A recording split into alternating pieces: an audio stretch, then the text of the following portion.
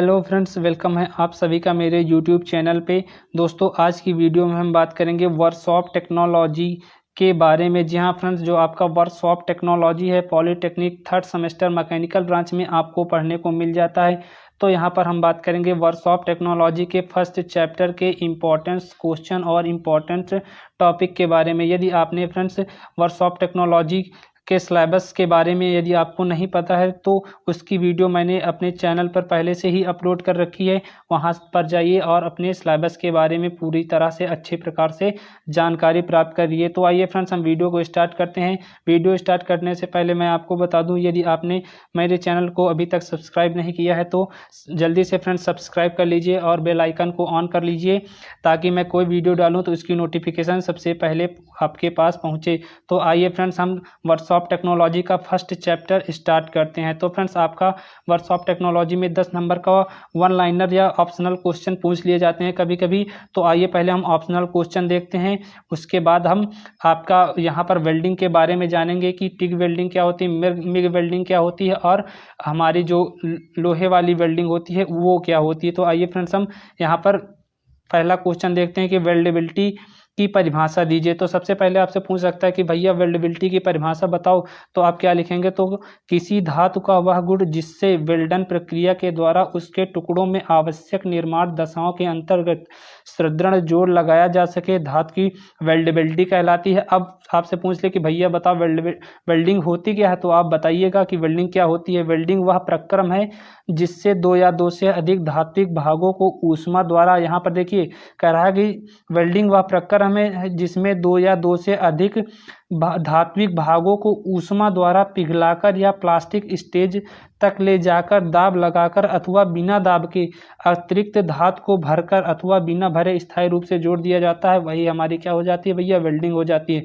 अब आपसे पूछ ले कि भैया बताओ वेल्ड चिन्ह कितने प्रकार के होते हैं, तो आपको बताइएगा भैया वेल्ड चिन्ह हमारे दो प्रकार के होते हैं। एक तो हमारा हो गया मूल वेल्ड चिन्ह और दूसरा हो गया संपूरक वेल्ड चिन्ह।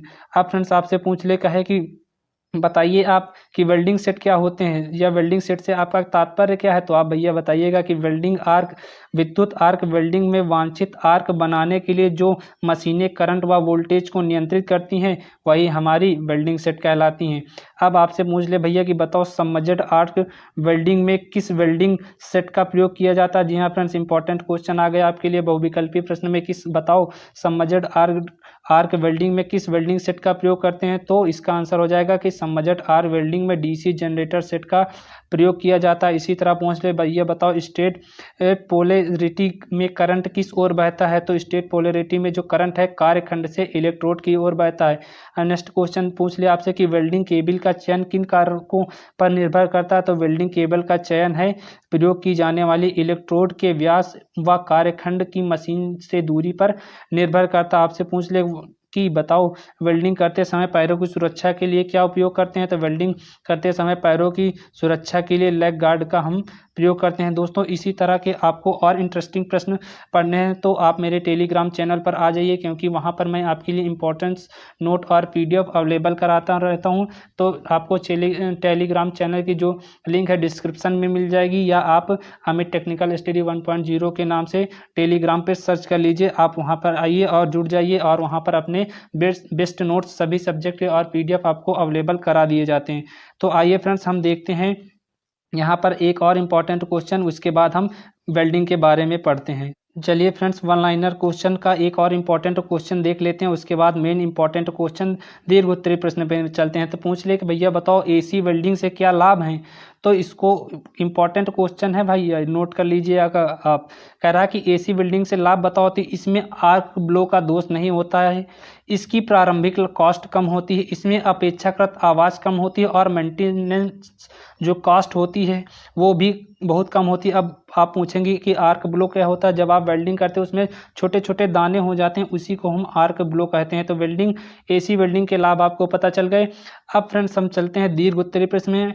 अब यदि आपको इसकी नोट्स चाहिए तो आप मेरे Telegram channel Amit technical study 1.0 के नाम से सर्च कर लीजिए, वहां पर जुड़ जाइए और मैं आपके लिए वहां पर इंपॉर्टेंस नोट और पीडीएफ अवेलेबल कराता रहता हूं। तो आइए फ्रेंड्स, आपका मोस्ट इंपॉर्टेंट दीर्घ उत्तरीय प्रश्न आ जाता है। यहाँ पर कह रहा है कि आर्क वेल्डन के आवश्यक उपकरणों के नाम लिखिए। रिज ध्रुवता तथा उत्क्रम ध्रुवता से आप समझते हैं क्या है, तो बताइएगा आप कि आर्क वेल्डन के आवश्यक उपकरण निम्न होते हैं। तो नंबर 1 आपका हो गया विद्युत शक्ति प्रदाय, चाहे वो आपका AC करंट हो या आपका DC करंट हो।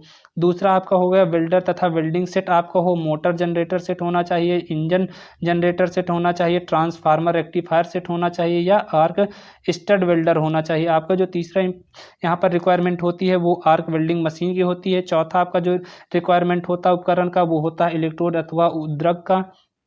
पांचवा आपका होता है इलेक्ट्रोड होल्डर अथवा उद्रक साधक का। छठवां होता है इलेक्ट्रोड कैरियर अथवा उद्रक धारक का। सातवां होता है वेल्डिंग केबल तथा लीड का।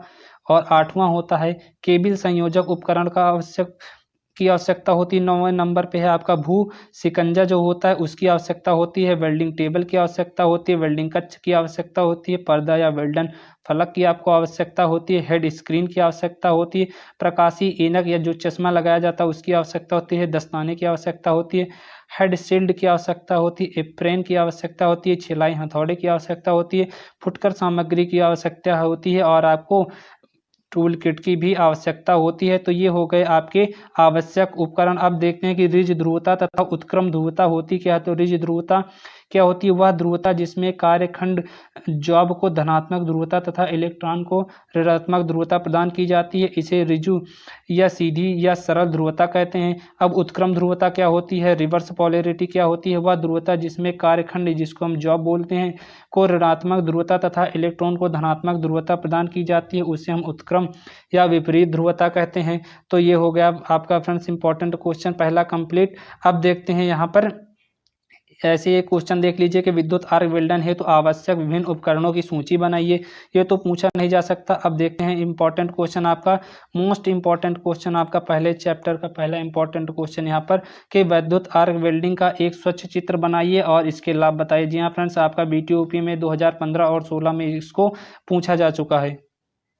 जी हाँ फ्रेंड्स, आपको मैं एक बार फिर से बता दूं कि ये जो आपका क्वेश्चन है बहुत ही इम्पोर्टेंट है, लगभग सभी बार पूछा जा सकता है। जैसे 2015-16 में पूछा गया है, हो सकता है आपका 2020 की परीक्षा में भी पूछा जा सके, क्योंकि मोस्ट इम्पॉर्टेंट क्वेश्चन है आपकी परीक्षा की दृष्टि से। कह देगा कि इलेक्ट्रिक आर्क वेल्डिंग की प्रक्रिया का वर्णन करिए, या कह देगा आपसे विद्युत आर्क वेल्डिंग के प्रक्रम का एक स्वच्छ चित्र द्वारा वर्णन कीजिए और इसके लाभ बताइए। तो यहाँ पर देखते हैं इसका आंसर। तो विद्युत आर्क वेल्डिंग प्रक्रम में वेल्डिंग मशीन का AC अथवा DC पावर सोर्स प्रयोग किया जाता है, चाहे वो AC पावर सोर्स हो वेल्डिंग के या DC पावर सोर्स हो, दोनों का प्रयोग किया जाता है।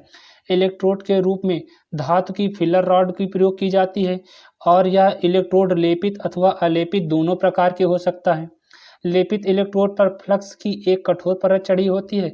यह फ्लक्स बीड की धातु की बाहरी परत को ऑक्सीकृत होने से बचाता है तथा बीड को अधिक सुंदर व मजबूत बनाता है। अब देखते हैं इसका डायाग्राम कैसे बनाएं। तो फ्रेंड्स यहाँ पर देखिए कि इसका चित्र कैसे बनाएं।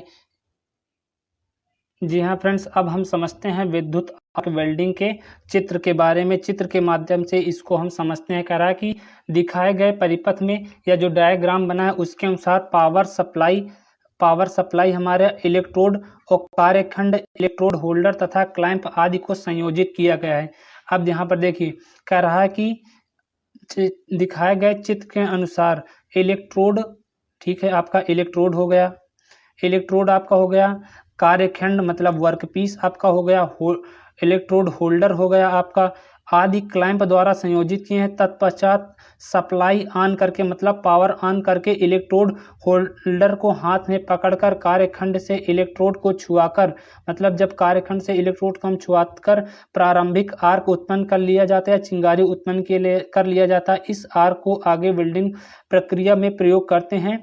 यही क्या है, आर्क के उत्पन्न हुई ऊष्मा, फिर से देखिए कह रहा है कि आर्क से उत्पन्न हुई ऊष्मा के द्वारा इलेक्ट्रोड तथा कार्यखंड दोनों की धातु पिघल जाती है। इसी आर्क के द्वारा ये जो आपका आर्क उत्पन्न होता है, इसी की ऊष्मा के द्वारा क्या होता है, इलेक्ट्रोड तथा कार्यखंड दोनों की धातु आपस में पिघल जाती है और इलेक्ट्रोड की जो धातु होती है पिघलकर बूंदों के रूप में कार्यखंड मतलब वर्कपीस में, कह रहा है कि कार्यखंड में बने मोल्टन पूल में गिर जाती है। इस प्रकार बिल्ड बेस मेटल तथा फिलर मेटल दोनों आपस में मिल जाते हैं तथा यह वेल्ड, फिर से कह रहा है कि तथा यह वेल्ड मेटल ठंडा होने पर वेल्डिंग जोड़ बनाता है। यहाँ पर जैसे चित्र में आइए हम डायग्राम के माध्यम से फिर समझते हैं। जहाँ पर यहाँ पर देखिए कह रहा है कि जब हम इलेक्ट्रोड से प्रारंभिक आर्क उत्पन्न कर लेते हैं, यहाँ पर छुआकर इसको प्रारंभिक आर्क उत्पन्न कर लेते हैं, इस आर्क को वेल्डिंग प्रक्रिया में प्रयोग में लाते हैं। ये जो आर्क उत्पन्न हुई इसी को हम वेल्डिंग प्रक्रिया में प्रयोग में लाते हैं तथा कार्यखंड दो, इसी की वजह से जो कार्यखंड है हमारा वर्कपीस और इलेक्ट्रोड की ये जो रॉड है ये धीरे धीरे पिघलने लगती है तथा इलेक्ट्रोड की धातु पिघलकर बूंदों के रूप में जहां पर हमको वेल्डिंग करना होता है वहां पर इकट्ठा होने लगती है, जिसको हम मोल्टन पूल के नाम से जानते हैं। फिर ये मोल्टन पूल में जो जब दोनों धातुएं इकट्ठा होती हैं तो वहां पर ये एक जब ठंडा होने पर वेल्ड बना लेती हैं, इसी को हम वेल्डिंग जोड़ के नाम से जानते हैं। तो फ्रेंड्स ये हो गया था आपका विद्युत आर्क वेल्डिंग प्रक्रम, काफ़ी इम्पोर्टेंट क्वेश्चन है आपके लिए। अब देखते हैं कि नेक्स्ट इसके लाभ क्या क्या होते हैं। यहाँ पर आपको जो चित्र है आपका ये समझ लीजिए जूम करके यहाँ पर दिखाया गया है कि जो आपका मोल्टन पूल होता है जहाँ पर हमको वेल्डिंग करनी होती है, ये हमारी प्रारंभिक आर्क होती है, ये हमारा बेस मेटल होता है, ये जो हमारा जीनियस शील्डिंग होता है, ये हमारी इलेक्ट्रोड होती है, ये हमारा वेल्ड मेटल होता है, ये हमारा स्लैग होता है। तो अब हम देखते हैं कि विद्युत आर्क वेल्डिंग के एडवांटेज क्या होते हैं। जी हाँ फ्रेंड्स, एडवांटेज इसके सबसे पहले हम समझ लेते हैं कि एडवांटेज होते क्या हैं। तो इसके पहला एडवांटेज है अन्य वेल्डिंग प्रक्रियाओं की अपेक्षा जो है विद्युत आर्क वेल्डिंग सस्ती पड़ जाती है, छोटे छोटे कार्यों के लिए अधिक उपयोगी होती है और दक्ष कारीगर जो कुशल कारीगर ही होते हैं जो अच्छी वेल्डिंग बीड बना सकते हैं। एसी तथा डीसी दोनों प्रकार की इसमें पावर सप्लाई वेल्डिंग मशीनें को चला सकती हैं। आपका पांचवा जो होगा कह रहा कि धारा को कम या ज़्यादा करके हल्के व भारी सभी प्रकार के कार्य किए जा सकते हैं। छठवां हो गया बहुत कम लागत से या वेल्डिंग की जा सकती है, बहुत कम इसकी कॉस्ट होती है। और सातवां पॉइंट हो गया वेल्डर तथा इसका उपयोगी सामान आसानी से उपलब्ध हो जाता है। जैसे कि आपने देखा होगा विद्युत आर्क वेल्डिंग सभी जगह होती है और आसानी सस्ती होती है और टिकाऊ भी होती है। अब नेक्स्ट आपकी आ गई इम्पोर्टेंट क्वेश्चन। जी हाँ फ्रेंड्स, आपसे पूछ लिया जाता है कि भैया बताओ tungsten inert gas arc welding प्रक्रिया का स्वच्छ चित्र की सहायता से वर्णन करिए तथा इसके उपयोग बताइए। जी हाँ फ्रेंड्स, आपको यहाँ पर दो वेल्डिंग पढ़ाई जाएंगी, एक तो आपको पढ़ा दी गई विद्युत आर्क वेल्डिंग। अब दूसरी देखते हैं टिक वेल्डिंग या जिसको हम टंगस्टन इनर्ट गैस वेल्डिंग के नाम से भी जानते हैं। जी हाँ फ्रेंड्स, आइए देखते हैं कि टिक वेल्डिंग होती क्या है। तो यहाँ पर देखिए कि टिक वेल्डिंग पर आपसे पूछ लिया 2015 के संक्षिप्त नोट लिखे। तो टंगस्टन इनर्ट गैस वेल्डिंग सन 1940 में इंडस्ट्रीज में प्रचलित हुई। प्रारंभ में इससे एल्यूमिनियम एवं मैग्नीशियम के इलाज ही वेल्ड किए गए, परंतु बाद में सभी मेटल की वेल्डिंग इसके द्वारा की जाने लगी। सबसे पहले किसका, एल्यूमिनियम और मैग्नीशियम के इलाज ही वेल्ड किए गए, परंतु बाद में सभी मेटल की वेल्डिंग इसके द्वारा की जाने लगी। टिक वेल्डिंग प्रक्रिया चित्र में दिखाई गई है। इसमें एक non consumable electrode tungsten metal होता है जो एक विशेष इलेक्ट्रोड होल्डर में लगा होता है। इसी इलेक्ट्रोड होल्डर से एक इनर्ट गैस आती है जो इलेक्ट्रोड तथा वेल्ड मेटल को सुरक्षात्मक आवरण प्रदान करती है। इससे वायुमंडल में उपस्थित ऑक्सीजन तथा नाइट्रोजन तथा वेल्ड मेटल पर अपना कोई प्रभाव नहीं छोड़ पाती है। यहाँ पर देखिए, यहाँ पर आपका टिक वेल्डिंग का ये पूरा डायग्राम यहाँ पर प्रदर्शित किया गया है। ये आपका वाटर इन हो गया, यहाँ से आपका वाटर होता है, ये आपका वाटर टैंक हो गया, ये हो गया इनर्ट गैस सप्लाई यहाँ से की जाती है, हो गया आपके पावर सोर्स हो गए, ये आपका हो गया क्या वर्क लीड हो गया, ये हो गई आपकी इलेक्ट्रोड लीड हो गई, ये आपकी टिक वेल्डिंग टॉर्च हो गई, ये आपका फिलर मेटल जो मेटल आपको भरना है दोनों के बीच में हो गया, और ये आपका फुट स्विच हो गया। इसी ये आपकी गैस की पाइपलाइन हो गई, ये आपका यहाँ से वाटर इन होता है तो यहाँ से वाटर आउट होता है। तो ये है आपका टिक वेल्डिंग का पूरा डायग्राम। आप इसका स्क्रीनशॉट ले लीजिए या आप इसको बाद में वीडियो डाउनलोड करने के बाद इसको आप आराम से बना सकते हैं, या आपके लिए मैं इसकी पीडीएफ अवेलेबल करा दूंगा टेलीग्राम चैनल पे मेरे, वहां पर आप जाइए और इसकी पीडीएफ डाउनलोड कर लीजिएगा। आइए देखते हैं यहाँ पर इसके थोड़ा थ्योरी को समझते हैं। इनर्ट गैस वेल्डिंग में डीसी तथा एसी दोनों पावर प्रयोग की जाती है। जैसे हमारा विद्युत आर्क वेल्डिंग में एसी और डीसी दोनों पावर सोर्स प्रयोग किए जाते हैं। जब डीसी प्रयोग करते हैं तो इलेक्ट्रोड को हमेशा हम कैथोड मानते हैं और इलेक्ट्रोड का व्यास 0.5 मिलीमीटर से 6.5 मिलीमीटर तक रहता है, तथा धारा 5 एम्पियर से 650 एम्पियर तक रहती है और 100 एम्पियर तक की टिक वेल्डिंग गन को केवल हवा के द्वारा ठंडा किया जाता है, परंतु 100 एम्पियर से अधिक की धारा पर यानी पानी द्वारा ठंडा करने का जो प्रबंध किया जाता है वो कि जैसे चित्र में आपके दिखाया गया, आपको मैं भी वहाँ से समझाता हूँ। फिलर मेटल के रूप में एक अलग से राड को आर्क के अंदर लगाया जाता है जो बेस मेटल के साथ मिलकर वेल्ड मेटल बनाता है। इस विधि में फ्लक्स के स्थान पर इनर्ट गैस द्वारा सीलिंग की जाती है। कह रहा है कि इस विधि में फ्लक्स के स्थान पर इनर्ट गैस द्वारा सीलिंग की जाती है। इनर्ट गैस के रूप में हम आर्गन तथा हीलियम का उपयोग करते हैं। जी हाँ फ्रेंड्स, एक नंबर में आपसे क्वेश्चन पूछ लेता है कि भैया बताओ इनर्ट गैस के रूप में हम किसका प्रयोग कर सकते हैं, तो हमारी आर्गन और हीलियम गैस हो गई। आर्गन गैस भारी होती है तथा इसे नियंत्रण करना आसान हो जाता है। कभी कभी आर्गन व हीलियम दोनों को मिलाकर प्रयोग कर लिए जाते हैं। इसके प्रमुख भाग निम्नलिखित हैं। आपका एक पावर यूनिट होता है। जी हाँ फ्रेंड्स, जो पावर यूनिट होता है वो टिक वेल्डिंग में पावर यूनिट के रूप में डीसी तथा एसी किसी भी मशीन को वेल्डिंग के रूप में प्रयोग किया जाता है। ठीक है ना। अब एल्यूमिनियम तथा मैग्नीशियम धातु इनके एलॉय की वेल्डिंग के लिए एसी मशीनें प्रयोग की जाती हैं, जबकि अन्य धातु के लिए आपकी डीसी मशीनें प्रयोग की जाती हैं। एल्यूमिनियम तथा मैग्नीशियम धातु के लिए एलॉय की वेल्डिंग के लिए एसी मशीनें प्रयोग की जाती हैं और दूसरे एलॉय की वेल्डिंग के लिए डीसी मशीनों का प्रयोग किया जाता है।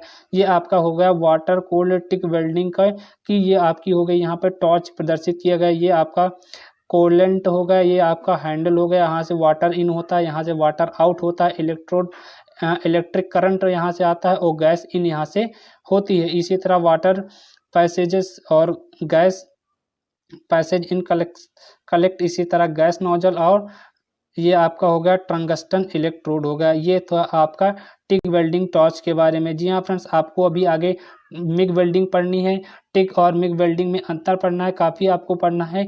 तो दोस्तों आशा करता हूँ वीडियो अच्छा लगे तो वीडियो लाइक करें, दोस्तों को शेयर करें, चैनल पर नए हो तो चैनल को जरूर सब्सक्राइब करें।